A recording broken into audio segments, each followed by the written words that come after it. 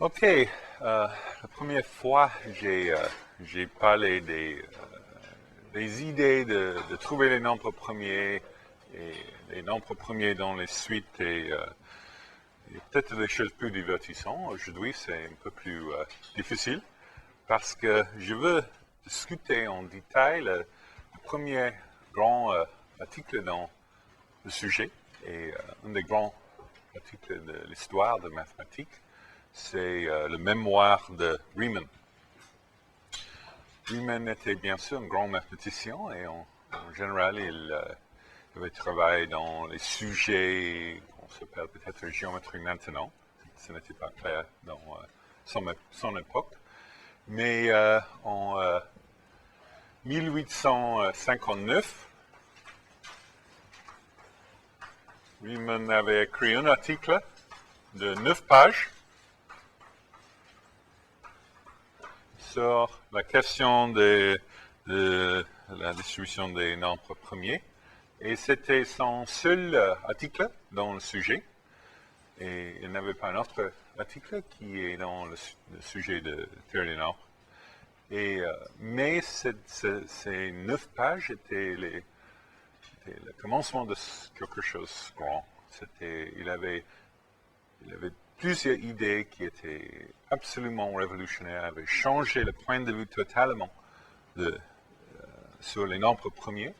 Il avait créé un lien entre les nombres premiers et les questions analytiques qui est absolument fondamental. Et aujourd'hui, 150 années plus tard, il y a, je ne sais pas combien, 1000 personnes dans le monde qui travaillent avec les idées de Riemann. Grande partie des grands théorèmes dans le sujet de mathématiques étaient, on peut tracer les idées directement à cet article. Et j'espère d'aujourd'hui juste de donner une idée. Quelles sont ces idées? Pourquoi ils sont absolument extraordinaires? Bien sûr, c'est impossible de donner tous les détails. En fait, mon expérience, un bon étudiant a besoin un mois de comprendre cet article en détail et d'utiliser les idées plus qu'un mois.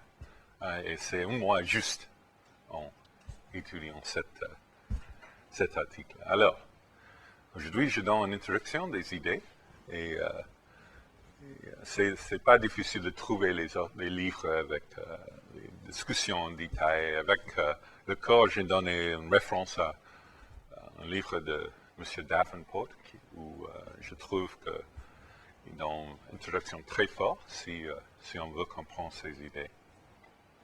OK. De commencer, je commence avec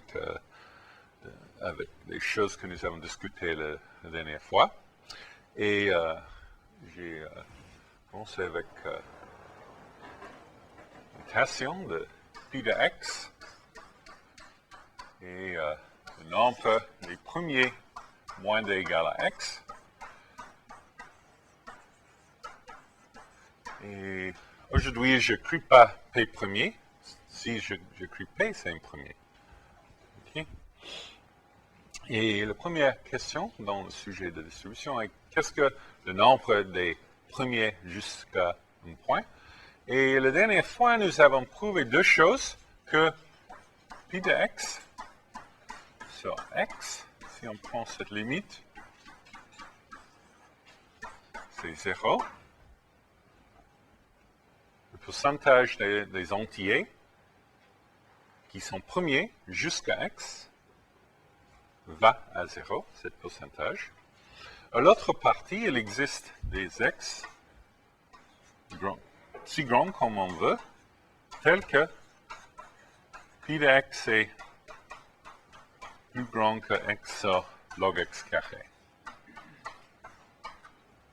Alors, si on veut, on sait que pi de x est entre x sur log x carré et x, et on veut un asymptotique. En autre mot, on veut une fonction qui n'est pas compliquée comme pi de x. On veut une fonction comme x à la moitié ou quelque chose comme ça, où le ratio entre pi de x et x à la moitié va à 1 quand x va à l'infinité. Mais x à la moitié ne marche pas, mais maintenant nous voulons discuter qu'est-ce que la fonction qui marche.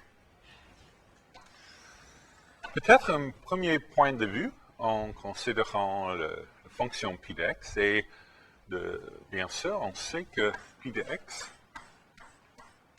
moins p de racine carrée x moins 1 et le nombre des entiers jusqu'à x tel que p ne divise pas n pour tous les premiers p moins d égale à racine carrée de x.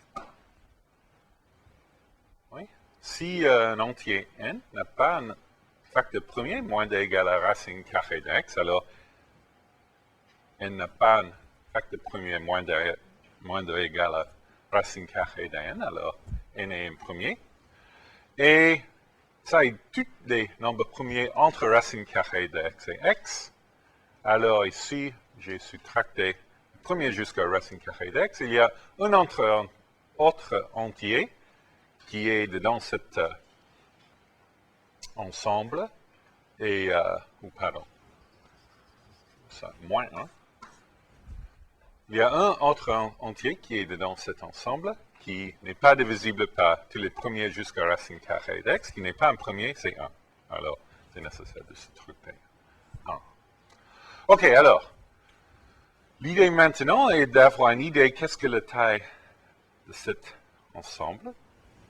Si on pense juste en cette façon, on commence avec x entier. Je veux juste donner une estimation de la taille de cet ensemble. On commence avec tous les entiers jusqu'à x et on efface tous les entiers qui sont divisibles par 2, alors par 3, par 5, par 7, par 11, par tous les premiers jusqu'à racine carrée de x. Okay, alors, quelle proportion des entiers jusqu'à x sont divisibles par 2 ou ne sont pas divisibles par 2, qui est le nombre qui sont toujours dans l'ensemble, après on avait effacé tous les entiers qui sont pairs, alors le nombre qui reste est 1 moins 1 sur 2. Oui? Tous les entiers dans l'ensemble, moins les proportions qui sont pairs. Oui? Je veux effacer tous les entiers qui sont divisibles par 2. Alors dans l'ensemble qui reste, je veux effacer tous les entiers qui sont divisibles par 3. Alors j'ai tous les entiers dans l'ensemble et je pense peut-être que c'est un tiers que je peux effacer. Et après ça, avec 5, et on peut continuer comme ça. Ce n'est pas exactement correct parce que le nombre, juste dans les entiers jusqu'à x, le nombre des entiers qui sont pairs, ce n'est pas exactement x sur 2, c'est x sur 2 plus moins 1. Et chaque fois, j'essaie de faire cette chose, il y a un petit terme d'erreur. Alors, on peut dire que approximativement, le nombre des entiers n jusqu'à x, tel que p ne divise pas n pour tous les p moins d égale à x à la moitié, et approximativement, x fois le produit de tous les premiers jusqu'à racine carrée de x de 1 moins 1 sur p. On peut, juste comme ça, c'est un argument heuristique. On peut deviner que le nombre des premiers jusqu'à x est approximativement ça, mais ce n'est pas un argument correct, parce qu'il y a des termes d'erreur que nous n'avons pas considérés, mais peut-être que c'est correct. Et alors, on peut deviner que ça est le nombre des entiers premiers. Et le problème maintenant est de donner un estimat pour ce produit. En fait, je peux vous dire que c'est connu que ce produit est comme constant sur log de y. Je n'ai pas donné une définition de ce symbole, mais ça ne fait rien. C'est juste, on peut dire pour maintenant, ce produit est approximativement constant sur logarithme de y. Alors, on a ici x fois c sur logarithme de racine carrée de x. Alors 2c fois x sur log x. Ok, alors ça c'est le nombre des éléments dedans cet ensemble, bien sûr. Constant fois x sur log x est beaucoup plus grand que 1. C'est beaucoup plus grand que le nombre des premiers jusqu'à racine carrée d'x, puisque racine carrée d'x est beaucoup plus petit que x sur log x. Alors,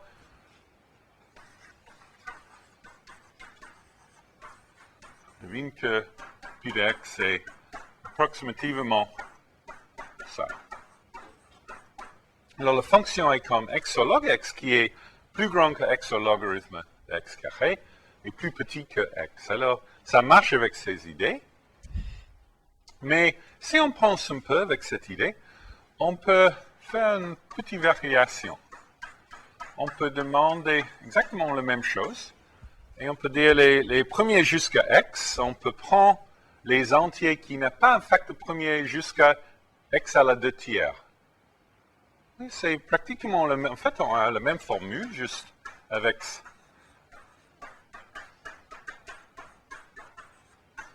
x à la 2 tiers en place de moitié. Et alors, avec les mêmes idées, on a le même argument avec 2 tiers en place de moitié, 2 tiers ici. Et c'est un problème parce qu'on devine que pi de x est quelque chose comme ça. Ce n'est pas la même chose. Cette partie est correcte, c'est juste une identité, c'est rien, mathématique. Ici est le problème. Nous avons essayé de donner une heuristique pour le nombre des entiers qui ne sont pas divisibles par les petits premiers jusqu'à racine carrée d'x. Et nous avons dit qu'il y a des termes d'erreur, mais on espère qu'ils ne sont pas grands. Mais ce n'est pas correct parce que les deux heuristiques avec les deux modèles donnent des réponses un peu différentes. OK. Ici, nous avons vu juste que ce n'est pas un bon approche, mais à l'autre partie, on peut voir que la fonction ici est comme x sur log x. Okay, ça, c'est suffit pour nous. Et la dernière fois, j'ai dit que Gauss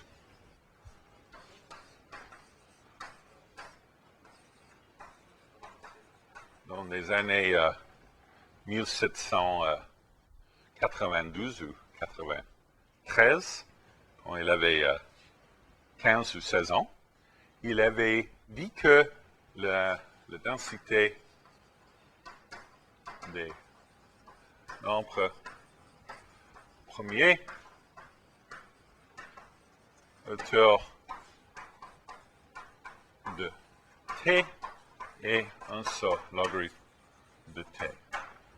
Et en conséquence de ça, on peut deviner que pi de x est approximativement l'intégrale de t sur log t, quelque chose comme ça.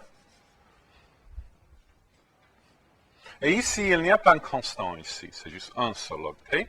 Et alors, qu'est-ce que la valeur de cette fonction de Gauss? Si on veut calculer la fonction, la chose la plus facile est de faire l'intégration par partie. Okay, alors, ça est t sur log t. Et on pense de 1 sur log t comme 1 fois 1 sur log t. Alors, c'est ça, moins. On veut faire le dérivatif de 1 sur log t. C'est log t à la moins 1. Le dérivatif est moins log t à la moins 2 sur t. Alors, nous avons plus dt sur t log t carré. Encore, le t ici est le même que le t là. Le 1 sur log t, nous avons moins 1 sur t log t carré. On peut effacer les deux t. Alors, qu'est-ce que nous avons? Nous avons un terme ici qui a x sur log x, plus un terme qui est un constant, 2 sur log 2. J'espère que vous vous souvenez de cette idée. Ça est en place d'un constant, grandeur de 1. Et le prochain terme et dt sur log t carré. Alors, c'est clair que cette terme est plus petit que ici parce que pour chaque t, on divise par log t. Alors, le terme principal est x sur log x. Et en fait, on peut calculer ça par intégration par partie. Et on peut découvrir qu'il y a une suite pour pi d'x, c'est x sur log x plus x sur log x carré plus 2x log x à la 3, etc. Alors, le terme principal est x sur log x. OK, alors, ça, c'est l'idée de Gauss.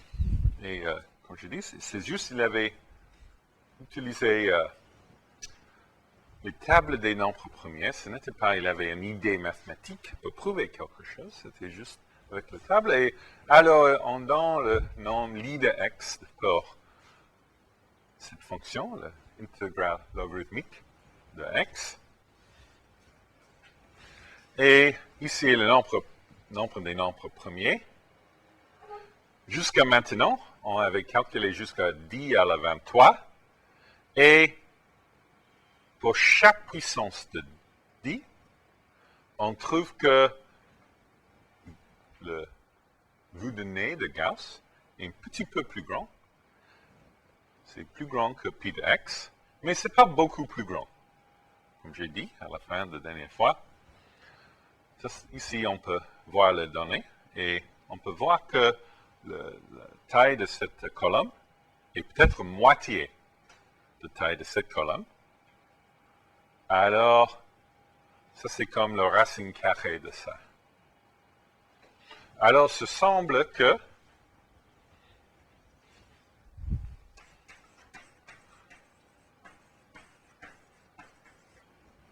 li de x moins pi x est plus grand que 0, ou peut-être je peux écrire, c'est quelque chose comme x à la moitié. Ici, j'écris petit o de 1. C'est nécessaire dans cette série d'utiliser un petit peu de notation. Si on a une fonction, f d'x est grand O de 1, ça c'est le même que il existe constant b, tel que fx est moins de égal à b, en valeur absolue. Et si on a fx est petit o de 1, ça implique que la limite x va à infinité de fx est 0. Alors, ici, le petit o de 1, on a une fonction là qui va à 0 quand x va à infinité. C'est proche de x à la moitié, en autre mot, la différence entre les deux. Et en particulier, on peut voir aussi que ce semble que c'est positif, si on voit les données. Et en fait, c'est beaucoup comme ça pour les x entre ces nombres. On peut voir, si on regarde les données entre chaque puissance de 10, on trouve que la différence est toujours de cette taille. Pour tous les x où on a exactement la valeur des nombres, les premiers jusqu'à x.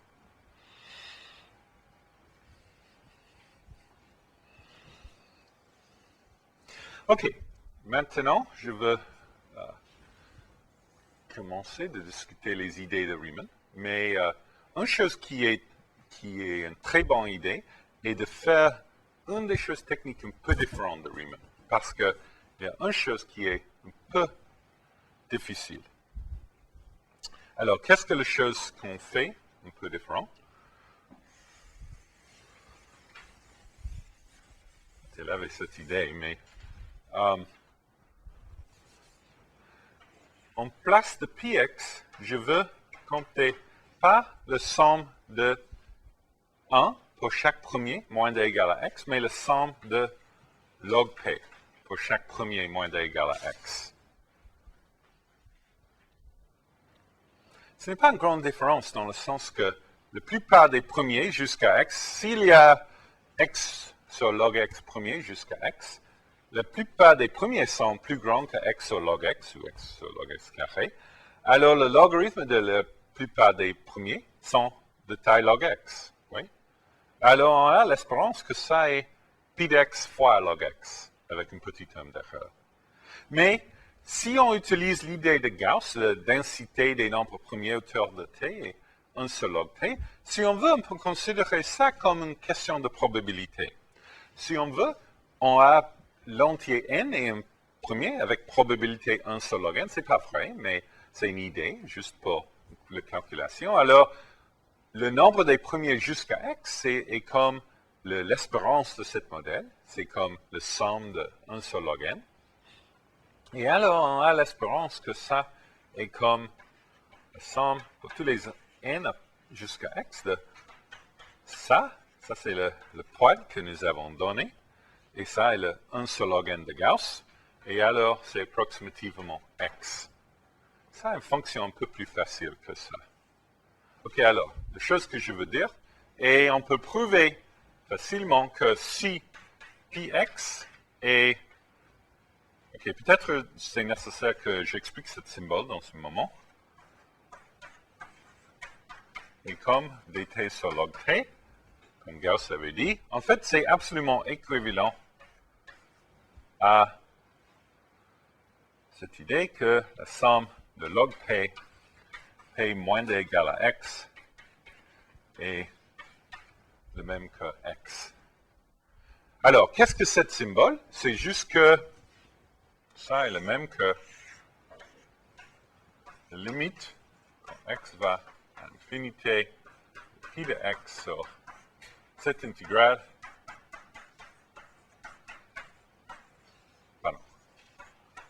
va à 1. Et c'est juste que le ratio des deux côtés va à 1 quand x va à infinité. Alors, c'est vraiment la même taille, les deux fonctions quand on va à infinité. Et comme j'ai dit, c'est beaucoup plus facile de travailler avec ça, juste parce qu'on n'a pas cette logarithme qui est compliquée. OK, en fait, je veux faire un change plus. C'est pas encore, c'est... peut-être que je ne peux pas. Je n'avais pas besoin de discuter ça pour le moment. OK. Le point d'embarquement de Riemann était la formule de Euler que nous avons discuté la dernière fois. Alors, Euler avait prouvé que la somme de n plus grand ou égal à 1, de 1 sur n à la s, et le produit sur les premiers p de 1 moins 1 sur p à la s à la moins 1 si le partie réelle de s est plus grand que 1. Encore, l'idée est juste chacun, on peut faire la factorisation de chacun en termes des facteurs premiers. Et alors, cette expansion est égale à ça, juste terme par terme. Le seul problème avec l'argument était, c'est nécessaire de changer l'ordre des termes, comme on fait une identité comme ça. Alors, comme vous savez, si on veut changer l'ordre des sommes infinies, et de n'a pas peur qu'il y ait une grande erreur, c'est une bonne idée que si tout est convergent absolument. Et en fait, on peut prouver que tout est convergent absolument si le partie réelle d'x est plus grand que 1. Si c'est moins d'égal à 1, c'est beaucoup plus compliqué. Et en fait, on ne peut pas faire les choses comme ça. OK, je veux donner un nom pour cette fonction, c'est zeta de s. Ça, une zeta, c'est pas très bon, mais peut-être pour aujourd'hui, je veux écrire zeta comme z. Parce que sinon, c'est difficile de lire mon écriture. OK. Alors, ça, c'est une fonction qui est donnée pour partie réelle de s plus grand que 1. Et l'idée de Riemann est de jouer avec cette formule. Il avait joué, c'est clair, avec cette formule. Et il avait fait peut-être le suivant. Qu'est-ce que le logarithme de z de s? Zeta de s. Logarithme d'un produit et une somme.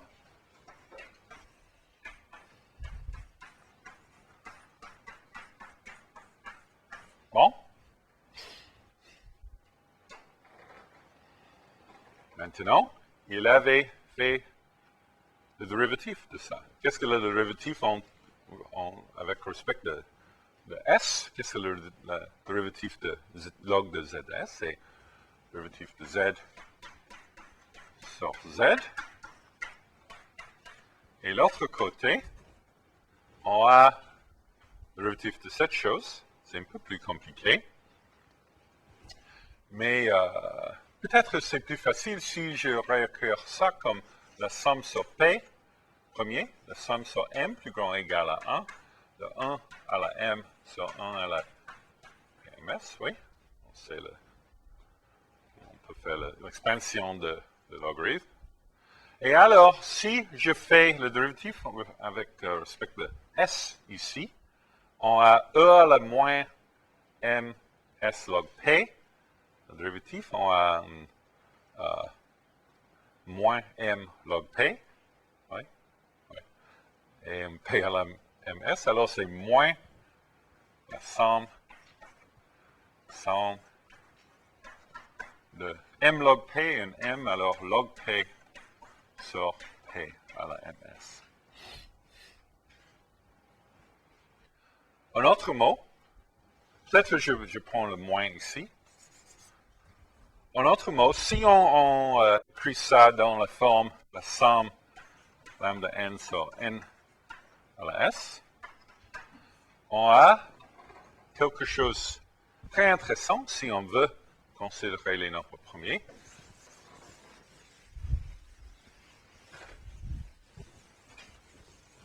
On a une série où il y a des termes qui ne sont pas zéro.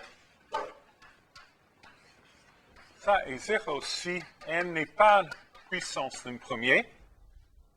Elle n'est pas. Et c'est log de ce premier si n est une puissance d'un premier. Alors, c'est une fonction peut-être naturelle où on peut voir les nombres premiers. Et c'était à ce point que Riemann avait décidé d'utiliser cette fonction de trouver le nombre des premiers jusqu'à un point. Ici, c'est aussi les puissances des premiers, mais les puissances, le nombre des carrés des premiers jusqu'à x est comme les moins de racine carrée d'x, alors ce n'est pas important dans la formule. Si on peut compter log p jusqu'à x, ou p à la m jusqu'à x, on peut avec ça déduire le nombre des premiers jusqu'à x. Alors, il veut considérer juste les termes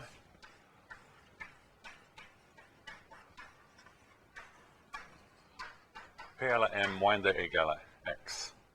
En autre mot, si on veut quelque chose comme la somme p des premiers jusqu'à x de log p, c'est approximativement, avec un très petit terme d'erreur, la somme sur tous les nombres n, de lambda n, avec une fonction ici. Et la fonction est comme ça, c'est 1 si n est moins de égal à x, et c'est 0 si n est plus grand que x.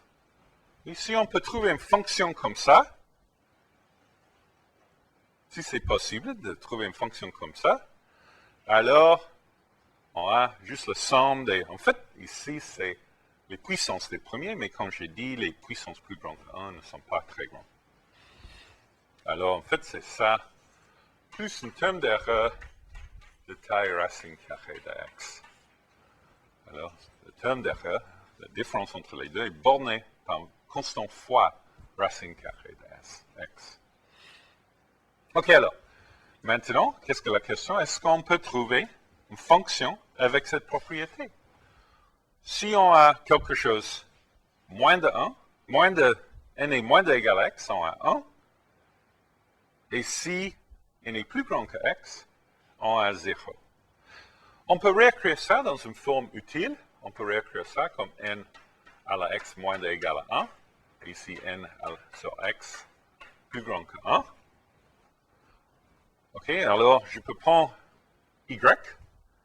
pour n sur x, et je veux une fonction où la fonction est 1 si y est moins de 1 ou moins d'égal à 1, et c'est 0 si y est plus grand que 1. Alors, il y a une formule comme ça, maintenant. C'était la formule de Caron.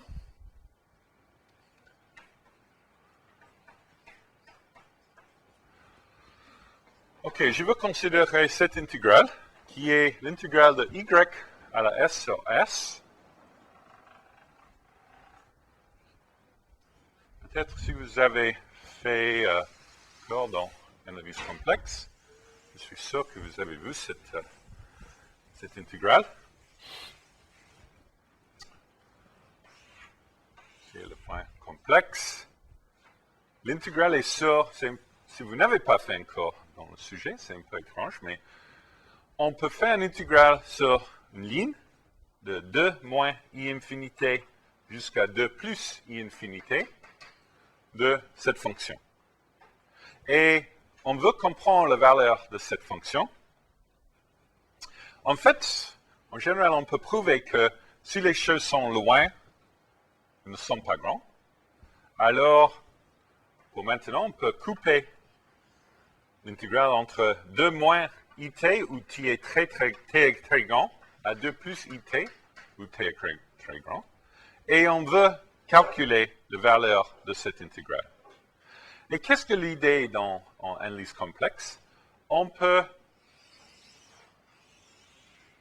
faire une intégration sur partie de plein,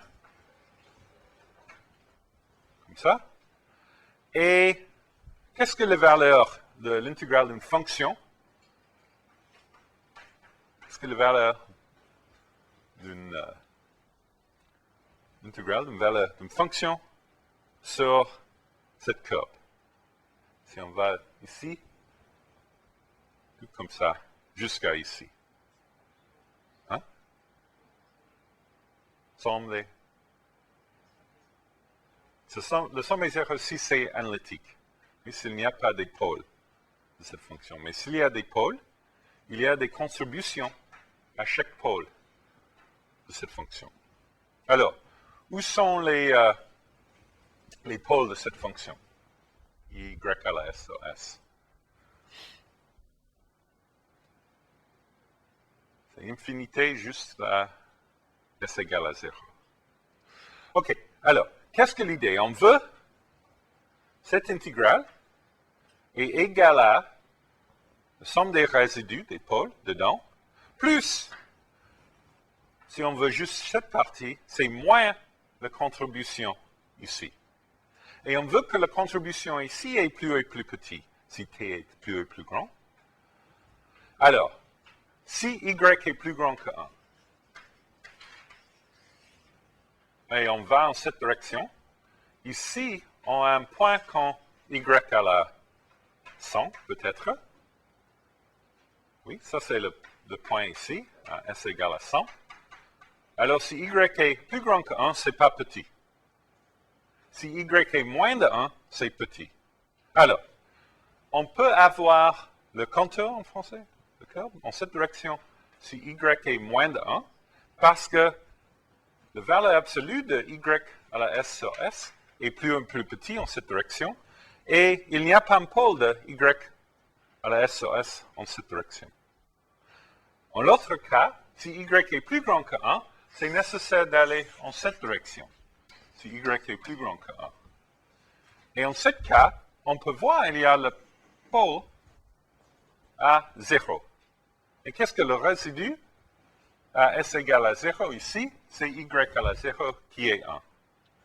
Alors, j'ai juste donné une preuve que ça c'est 1 si y est plus grand que 1, 0 si y est moins de 1. Et je laisse le cas y égale à 1 pound. Si vous aimez les filles.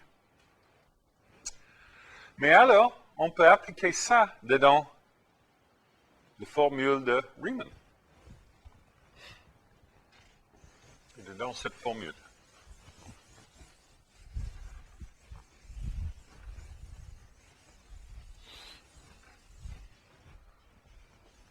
somme de lambda à la n. Alors, somme P moins d égale à x de log P.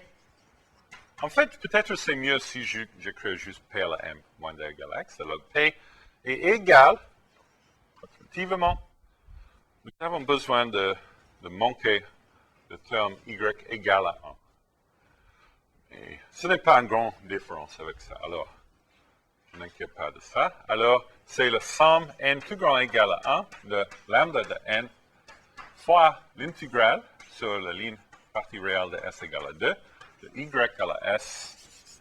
Ou qu'est-ce que y? Y est... je veux 1. Alors, c'est une bonne idée si je prends x sur n est plus grand que 1 ici, oui. De toute façon, juste utiliser cette formule. Alors, c'est avec y égale à x sur n, c'est x sur n à la s sur s ds.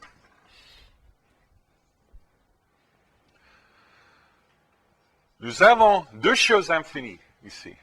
Voilà, est-ce qu'il y a une question? Il y a deux choses infinies ici, une somme et une intégrale. Mais ils sont très convergents en cette partie du plan. Et en fait, on peut changer l'ordre. Et si on fait ça, on a l'intégrale sur S. Ici, on x à la S sur S. C'est le même pour chaque terme. Et dedans, j'ai la somme lambda n sur n.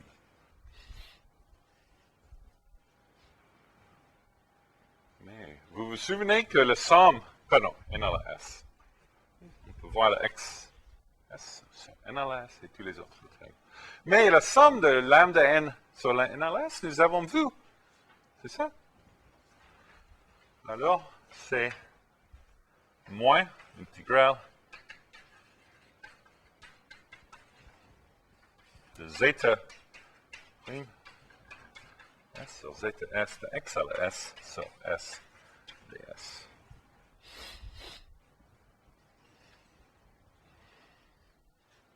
Okay, ici, il y a quelque chose de très différent. Très, très différent.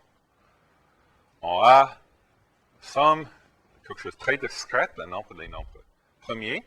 Et maintenant, c'est en termes d'une intégrale, d'une fonction, ou c'est une fonction compliquée. On a pris une question très facile de comprendre, et maintenant on a une question très compliquée et difficile. Mais peut-être on peut utiliser les idées de jouer avec cette formule dans une façon où on peut faire quelque chose. Et juste ici, nous avons vu des idées d'analyse complexe, et l'idée maintenant est d'utiliser exactement les mêmes idées. Est-ce qu'on peut utiliser les idées d'analyse complexe de comprendre cette fonction? Alors, nous avons fonction sur la partie réelle de s est égal à 2, de quelque chose. Si on prend s plus grand, x a quelque chose de plus grand, et chaque terme est plus grand, encore on veut calculer, on veut calculer l'intégrale jusqu'à entre les auteurs très grands, et on veut que le reste est petit, le reste de l'intégrale. C'est juste le même que le premier cas. Si on va dans cette direction, c'est clair que le contour, l'intégrale sur le contour est grand, parce qu'on a x à quelque chose de grand.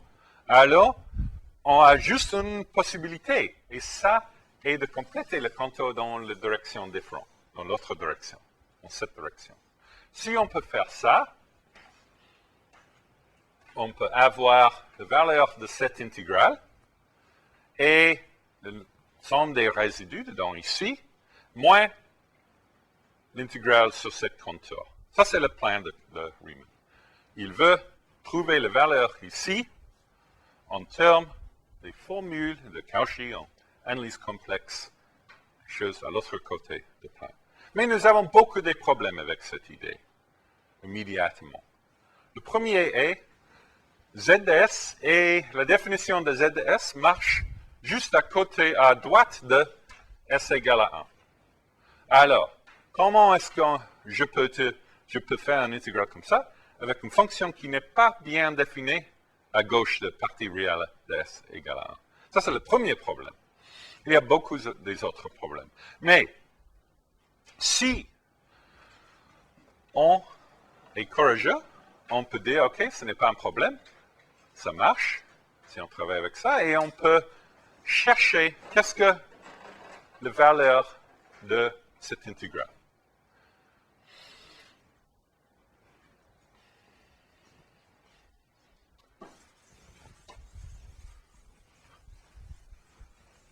Et alors, encore, qu'est-ce que l'idée est de prendre l'intégrale sur la ligne 2, de pousser la ligne à gauche.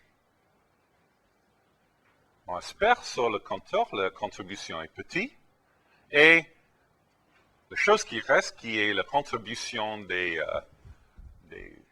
pôles de cette fonction, dans la boîte, dans vraiment la formule. Et on veut bien sûr que cette boîte, les dimensions vont à infinité, alors on veut tous les pôles à gauche de partie réelle de S égale à 2. Alors, quelles sont les contributions? Nous avons ici une fonction. Où sont les pôles de cette fonction? X à la S n'a pas de pôle. 1 sur S, il y a un pôle à S égale à 0. Ouais. Zeta prime S sur zeta S. Si on pense, on a les zéros de zeta S et les pôles de zeta prime S. Et si zeta S est analytique, en fait, c'est juste les zéros et pôles de zeta S qu'on a. Alors, par exemple, si zeta S est comme, si on a un 0 qui est comme S moins rho à la K, c'est un 0 ou un pôle, c'est juste K en entier. Alors, qu'est-ce que la valeur de cette terme en zeta prime S sur zeta S? On a un terme K S moins rho à la K moins 1 sur S moins rho à la K, alors ça reste K sur S moins rho. Oui, alors c'est un pôle d'ordre 1 de cette fonction avec un résidu de K. Et en fait, c'est plus facile pour nous. Si on a un 0 d'ordre K, pour nous, c'est beaucoup plus facile si on écrit rho K fois. Et alors, ici, pour le moment, peut-être que je veux dire quelque chose. C'est possible de faire une définition de Z de S sur tout le plan, et je veux discuter ça dans un moment. Et si on fait ça, on a un prolongement. Il existe un prolongement analytique.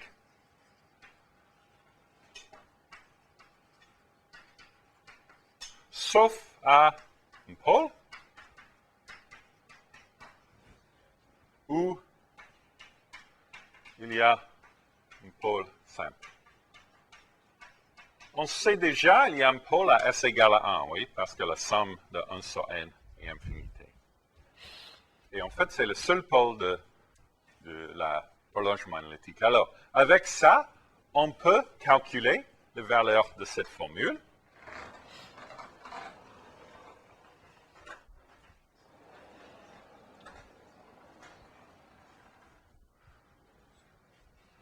Et qu'est-ce qu'on a? On a juste cette pôle simple à S égale à 1. Alors, on a X sur 1 fois moins le résidu ici. Qu'est-ce que le résidu de zeta prime S sur zeta S? On a moins 1 sur S moins 1. Il y a moins ici, alors c'est 1 sur S moins 1. Le résidu est 1. Alors, on a X. Ça, c'est la contribution de pôle à S égale à 1. Et toutes les autres choses, pôle de ZS, toutes les autres choses, toutes les autres contributions sont des zéros de ZS, sauf à S égale à 0. Alors, on a moins la somme sur tous les zéros de zeta. Et qu'est-ce qu'on a? Un résidu ici de moins 1. Oui, on pense à S égale à rho, on a comme 1 sur S moins rho, ici. Le résidu à S égale à rho, on a 1 avec moins, et x à la rho sur rho.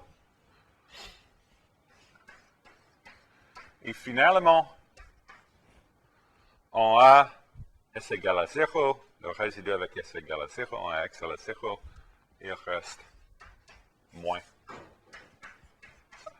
C'est une constante, ce n'est pas très important. OK, nous avons fait beaucoup des assumptions, mais avec ces assumptions, nous avons quelque chose de totalement ridicule. Qu'est-ce que nous avons? Nous avons somme des nombres premiers, de log p, d'un côté, et qu'est-ce que nous avons à l'autre côté? Nous avons le x. Ça, c'est la chose, nous croyons que ça est très proche de x. Ça, c'est la conjecture de Gauss, effectivement. Et les termes d'erreur, ils sont quoi? Ils sont en termes, pas d'une fonction naturelle, en termes des zéros d'un prolongement analytique d'une fonction. C'est difficile de trouver ces zéros parce que ce n'est pas très naturel la définition de cette fonction.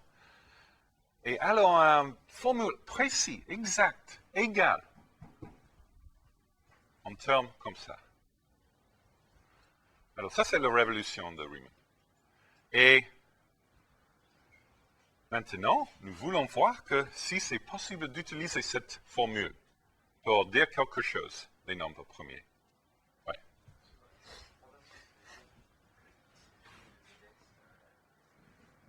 Pardon? Qu'est-ce que peut...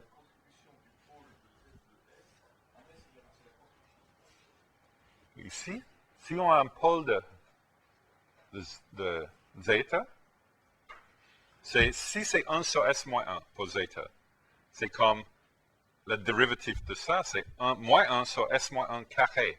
Alors, c'est un peu compliqué, mais moins S moins 1 carré sur 1 sur S moins 1, c'est moins 1 sur S moins 1, cette partie. Oui? OK. Alors, c'est ça, c'est juste la contribution S égale à 1. Et alors, on a le x à la 1 sur 1. Et nous avons vu, il y a un pôle déjà avec, voilà, c'est clair, avec S égale à 1. OK, alors, la chose que je veux comprendre maintenant est la taille de cette partie. Et si on peut. Immédiatement, nous avons la question, combien des zéros est-ce qu'il y a de zeta de S, un prolongement analytique? Combien des racines? Si le nombre des racines est fini, alors c'est une très bonne formule, parce qu'on peut juste appliquer comme ça. Mais le problème est, c'est pas difficile de prouver le nombre des zéros de zeta de S. Et en fait infini, il y a beaucoup de zéros. Beaucoup de zéros. Et nous pouvons discuter ça peut-être aujourd'hui. Alors, le problème ici est, on somme ici une série infinie. On peut prouver si on somme ça dans l'ordre correct, c'est convergent, mais avec une somme infinie, c'est difficile d'avoir les estimats très précis.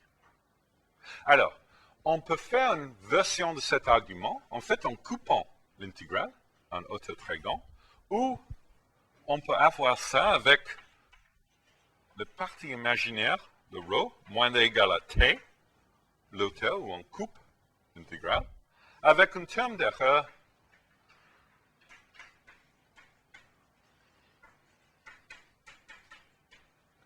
qui est approximativement x log carré x sur xt sur t.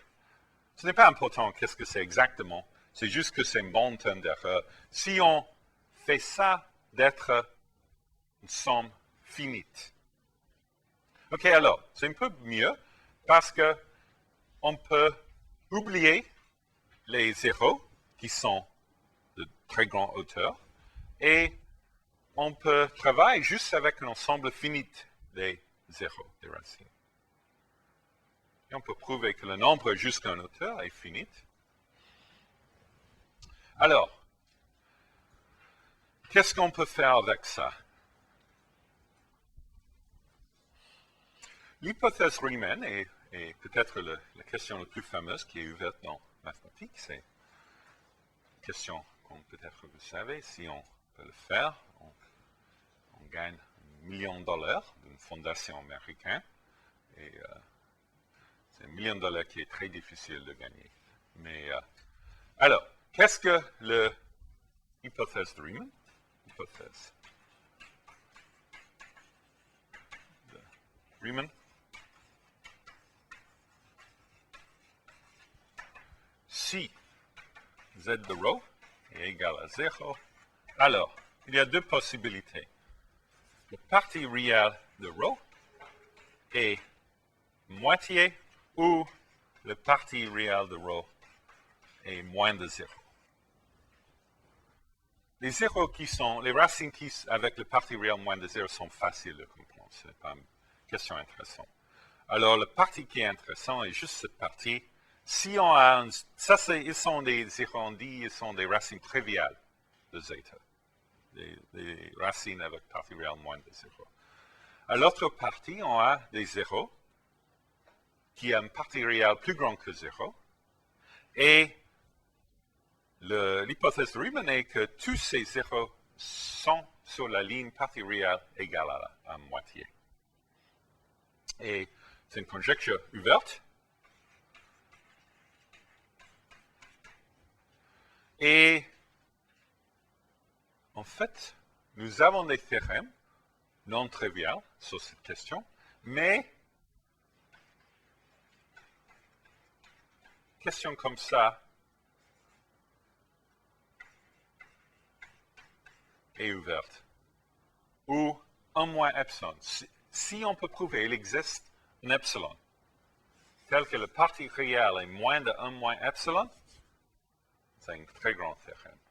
Nous n'avons pas prouvé quelque chose comme ça. Les théorèmes qui sont là sont très très faibles. Vraiment, ce semble qu'il n'y a pas une bonne idée pour prouver cette conjecture, même 150 années après le mémoire de Riemann, quand il avait fait ça. Mais qu'est-ce que la raison? D'abord, il avait vu que c'est vrai, et après, il avait compris que si c'est vrai, c'est excellent pour plusieurs raisons. Alors, je veux considérer notre formule. On dit que ça, c'est la formule explicite où on a x moins la somme x à la rho sur rho. Et qu'est-ce que l'idée? Ce n'est pas très profond, cette partie. C'est juste de considérer la différence entre le côté, c'est la ligne en haut, la partie en gauche, moins x à droite, et moins de égal à tous les termes là en valeur absolue. La somme sur rho est 0.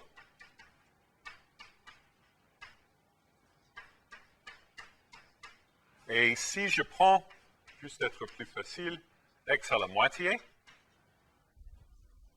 ou peut-être x, t égale à x,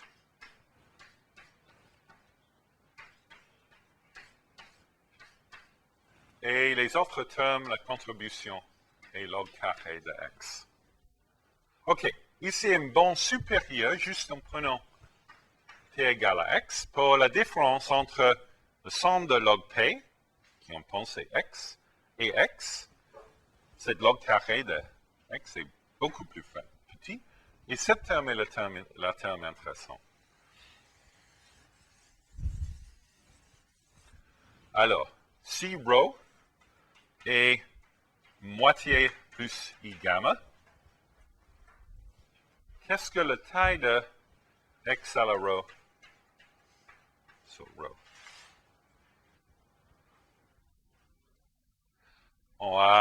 Il y a un x à la moitié.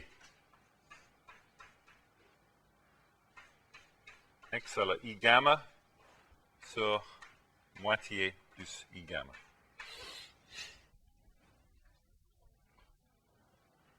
Oui? Qu'est-ce que le valeur absolue de x à la I gamma? Ah, oui, c'est quelque chose sur le cercle d'unité. Ici, on a une partie imaginaire de moitié, alors ça est moins de égal à x à la moitié sur gamma.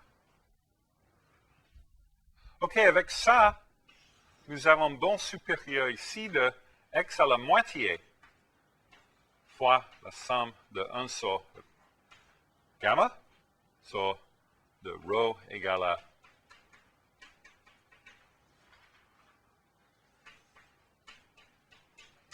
plus log carré de x.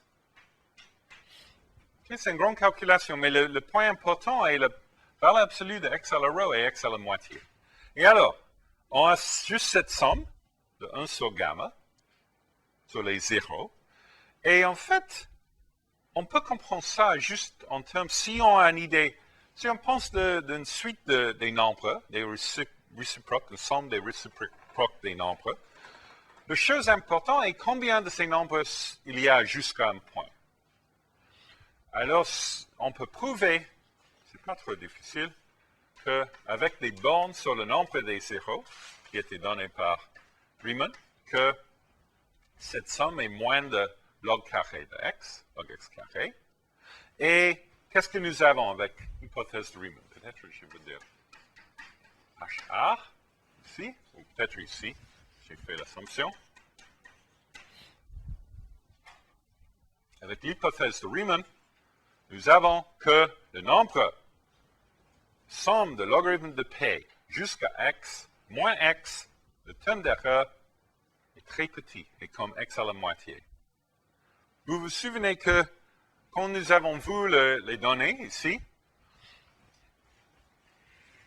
nous avons vu que, j'espère, nous avons vu que la différence est comme racine carrée.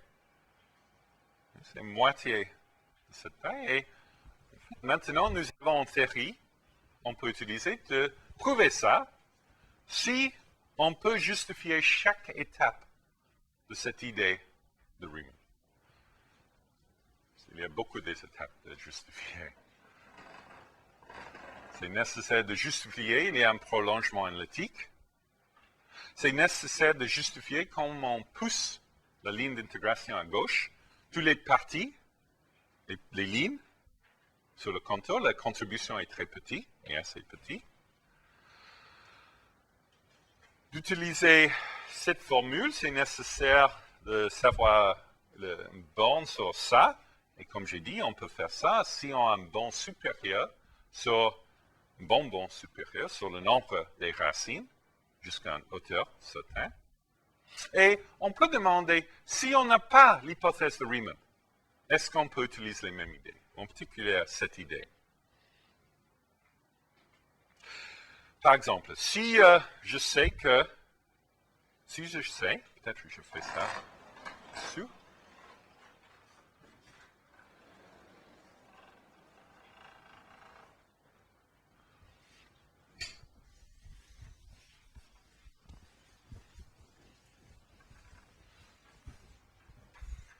Si je sais seulement que le partie réelle de rho est moins d'égal à 1 moins bêta pour tous les rho avec gamma moins d'égal à x.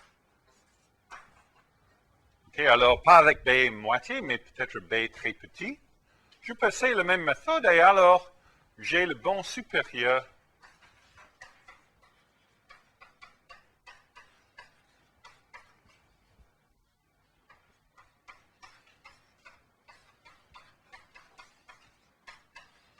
avec la même méthode de ça. Et qu'est-ce que je veux? Je veux que le terme d'erreur est moins de x. Oui? Et en fait, c'est moins de cx sur log x si on peut prendre bêta plus grand que log x sur log x. OK. fonction un peu surprenante, mais ce n'est pas une constante.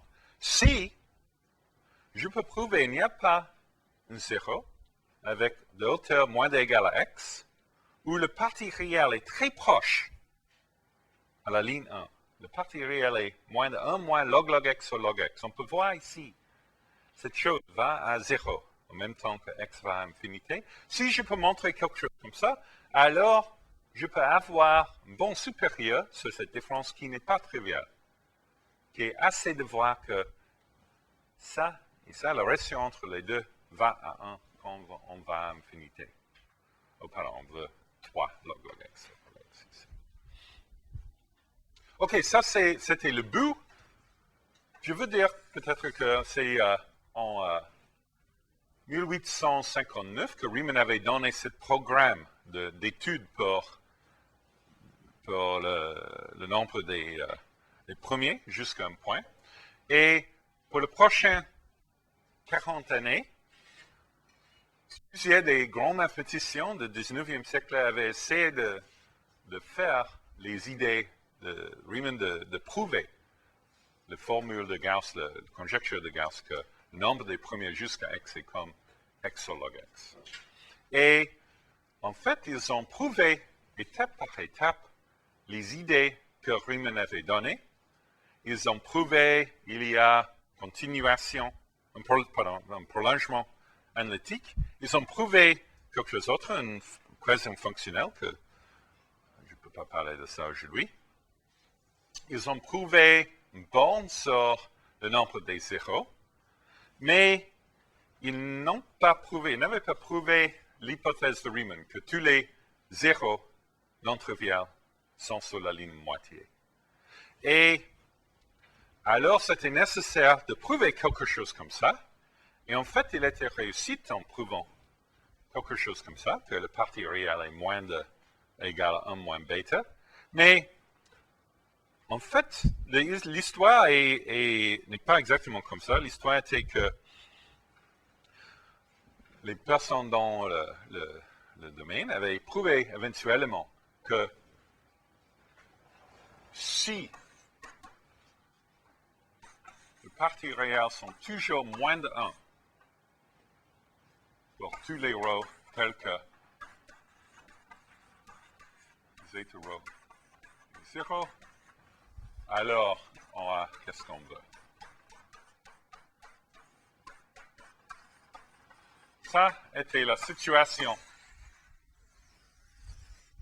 de ce domaine en 1895. C'est 38 années après Riemann.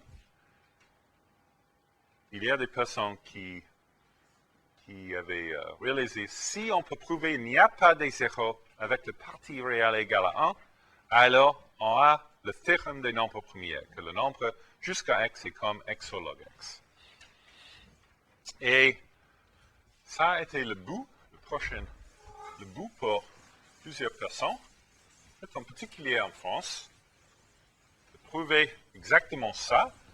Un autre mode de dire ça est pas que tous les zéros sont à gauche de la ligne 1, mais juste si que z de 1 plus it n'est pas 0. Ça a été le but. Et ça, c'est la même chose. Peut-être que j'ai besoin de dire, c'est clair, il n'y a pas un 0 pour le parti réel de S plus grand que 1. Pourquoi? Parce que ça converge, absolument. Oui, alors ce n'est pas possible que c'est 0. OK, ça c'est le but, de prouver que c'est impossible que zeta a un 0 sur la ligne 1.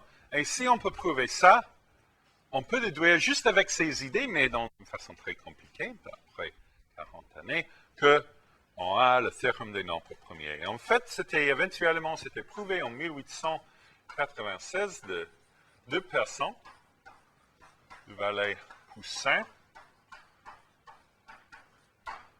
et Adamard, indépendamment. Maintenant, la bibliothèque à Orsay et la bibliothèque de la Vallée Poussin Paris aussi. Je ne sais pas où. C'est Adama, ok. Confus. Ils étaient où en Paris, les deux? À Bordeaux, ok. Ils n'étaient pas à Paris? Ok. Bon, ok, Adama. Ok, un Belge et un Français avaient fait ça. Ok, je veux montrer juste dans les dernières plusieurs minutes l'idée dans la preuve. Comme j'ai dit, on avait prouvé déjà beaucoup de choses sur la fonction de zeta. C'est très joli. L'idée de preuve, les détails ne sont pas si jolis. En fait, je donne une preuve très ancienne. Si on voit les textes maintenant, il y a une preuve très slick, très brillant, mais on ne peut pas voir les idées. Avec la preuve que je vous donne, on peut voir les idées. OK, mais ce n'est pas exactement une preuve. Il y a des détails de faire. OK, mais ici est l'idée. On sait déjà que les personnes jusqu'à 1895, ils savent que zeta S est analytique, sauf à S égale à 1, où il y a un pôle simple. Et quand je dis analytique, la chose qui est importante, point S, et on peut écrire une série de Taylor à chaque point qui n'est pas, où S n'est pas égal à 1. Oh, pardon, avec,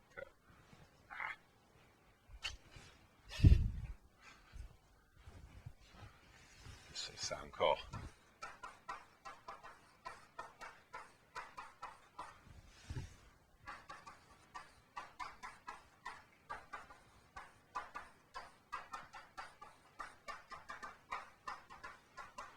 Alors, ça est pour delta assez petit. Et en particulier, si delta est assez petit, on a une très bonne approximation pour z de s plus delta, c'est ça plus ça. Okay? Alors, en particulier, on suppose que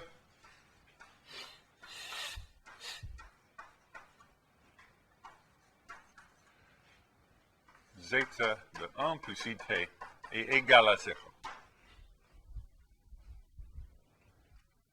Et je veux montrer une contradiction. Alors, avec cette formule, on a que z de 1 plus it plus delta est approximativement z1 plus it, qui est 0, plus une constante fois delta. Alors, c'est approximativement une constante fois delta si delta est assez petit. Et je fais une assumption ici que le 0 est simple, alors il y a un zeta prime de S n'est pas 0, mais on peut faire le même argument si l'ordre est plus grand. C'est juste plus facile comme ça. OK, ça, une bonne approximation de zeta si delta est assez petit. OK, alors, ici, je veux prendre delta plus grand que 0, c'est un nombre réel, alors on a 1 plus delta plus it. Alors ici, j'ai une valeur à droite de la ligne 1. 1 plus delta plus it. Alors cette formule est correcte. Et alors ça est le produit sur tous les premiers P de 1 moins 1 sur P à la 1 plus delta plus it à la moins 1. Alors ça est un produit infini. Et je veux travailler avec un produit fini. Et ici, je veux montrer qu'est-ce qu'on peut faire d'avoir une bonne approximation avec un produit fini. L'idée est, on sait déjà que le produit est convergent. Alors après, c'est clair, on peut couper ça à un point et le reste est très petit, mais la question est où est-ce qu'on peut couper ça? Et peut-être que ce n'est pas une bonne idée si je donne tous les détails, mais c'est assez de dire, peut-être, juste qu'on peut couper si on prend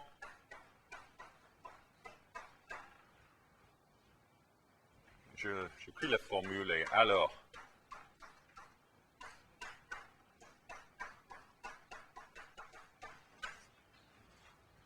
la chose de voir est P, dans cette range, P à la delta pour P moins d égale à X est comme un constant. Oui, c'est comme X à la puissance 1 sur log X. Si P est plus grand, P à la delta est plus grand. Et on peut prouver que la contribution quand P à la delta est plus que 2, 3 n'est pas important. Et la chose importante dans ce produit est juste le premier plus petit que X. Et on peut montrer aussi qu'on peut effacer le P à la delta. Ce n'est pas important si vous comprenez ça, mais c'est juste que ça est une bonne approximation de ça. On sait déjà que c'est convergent, alors on sait que c'est possible de couper le produit, et ça, en fait, est le point. Ça est à la moins 1. Alors, qu'est-ce qu'on a? On peut réécrire ça dans une façon que le produit P moins d égale à X. Oh, qu'est-ce que j'ai sur ce côté? C fois delta et C sur log X. Et approximativement 1 moins P à la moins IT sur P à la moins 1. C'est juste pris le P à la IT dans le numérateur. Et ça est plus grand que en valeur absolue. Je peux prendre la valeur absolue parce que ça est réel. La valeur absolue, qu'est-ce que j'ai ici? Cette chose, P à la IT, c'est juste quelque chose de valeur absolue 1. Oui? Alors, qu'est-ce que le plus petit pour cette chose? C'est à la moins 1, alors c'est quand la chose dedans est le plus grand possible. Et moins, quelque chose sur le cercle d'unité, c'est le plus petit possible, 1 plus 1 sur P. Oui, ça, c'est le plus petit qui est possible. Et en fait, ça est très proche, jusqu'à un constant, de... On a 1 plus 1 sur P à la moins 1, c'est très proche à 1 à la moins 1 P. Ça, c'est juste quelque chose de technique, je ne veux pas discuter ça. Mais, vous pouvez penser de ça si vous voulez, après. Mais, ce n'est pas difficile de prouver, ils sont proches. Mais cette chose, nous avons discuté à la commencement de la conférence aujourd'hui que le produit de 1 moins 1 sur P jusqu'à X est comme un constant sur log X. Oui? Vous vous souvenez? Quand nous avons discuté le crible d'Eratosthenes d'avoir une approximation des nombres premiers. Alors, nous avons un constant sur log X qui est plus grand ou égal à ça, qui est plus grand ou égal à un constant sur log X. Alors, c'est clair que cette chose est comme un constant sur log X, ou en particulier, ça est très proche à ça, c'est nécessaire. En autre mot, ça dit que moins, maintenant est la partie qui est un peu informelle, moins P à la moins IT est très proche à 1 pour presque partout premier P moins d égale à X. Je vais donner l'illustration mathématique. Alors, ça c'est la seule façon en laquelle cet produit, qui est comme ça, est de même taille de ça. Qu'est-ce que je fais la prochaine? Je fais le carré de ça. Alors, j'ai P à la moins d de IT est comme 1. Ça, c'est le carré. Et qu'est-ce que je peux déduire avec ça? Alors, le produit P moins d égale à X de 1 moins 1 sur P à la 1 plus 2 IT à la moins 1. Je veux calculer ça maintenant. Ça, avec cette formule, est comme le produit P moins d égale à X de 1 moins 1 sur P à la moins 1. Oui, parce que P à la moins 2 IT est comme 1. Et avec ça, c'est comme log x. OK, qu'est-ce que c'est que j'ai fait?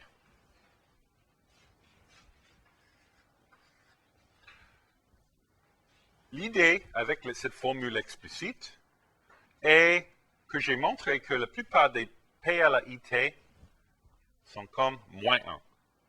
Si je prends le carré, la plupart des P à la 2IT sont comme 1. Et je peux utiliser la même idée encore de formule explicite.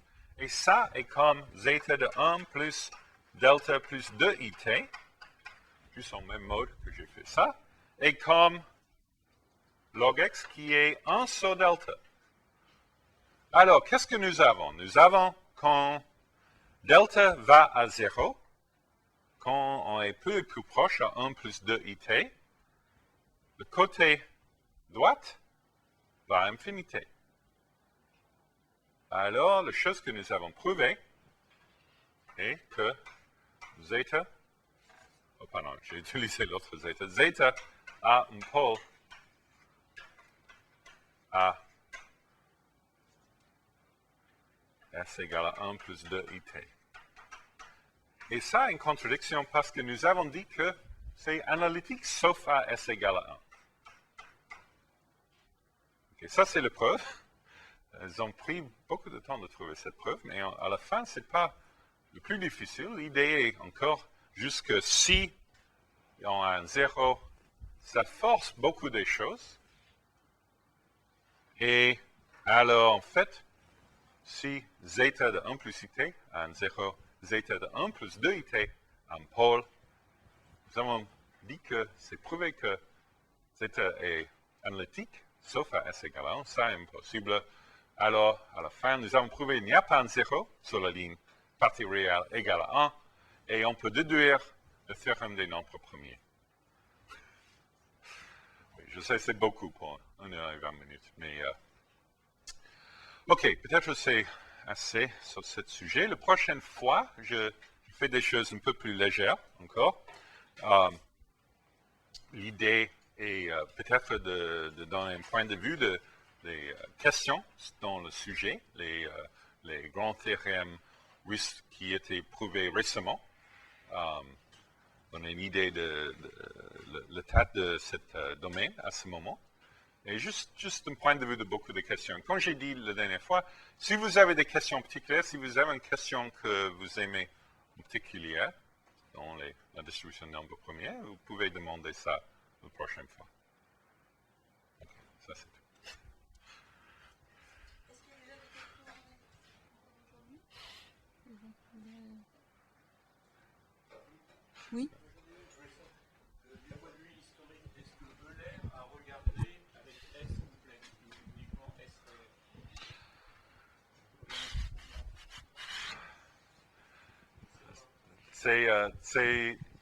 La question est un où les livres ne sont pas corrects en général des contributions d'Euler. Alors, le problème avec des livres historiques en mathématiques en général est une personne dit quelque chose et tous les autres copient ça. Et récemment, professeur Bombieri à Princeton, qui était un grand mathématicien dans le domaine, avait lu tous les articles de Euler sur le sujet. Il avait écrit, je ne sais pas combien, 700 articles en mathématiques, quelque chose comme ça. Et la plupart n'étaient pas bien lus, peut-être. Il avait trouvé beaucoup de choses que Euler avait fait où on avait donné le crédit aux personnes 100 années plus tard. Et alors, c'est clair, il avait déjà plusieurs des idées de Dirichlet. Et il avait eu. Mais je ne sais pas exactement où on coupe la ligne, des choses où il avait compris ou non. Donc, c'est une très bonne question et en fait, c'est très... à ce moment, c'est très intéressant parce que Bombieri avait trouvé beaucoup de théorèmes. Par exemple, il avait trouvé la valeur des fonctions L au point certain. C'était une grande surprise, je pense.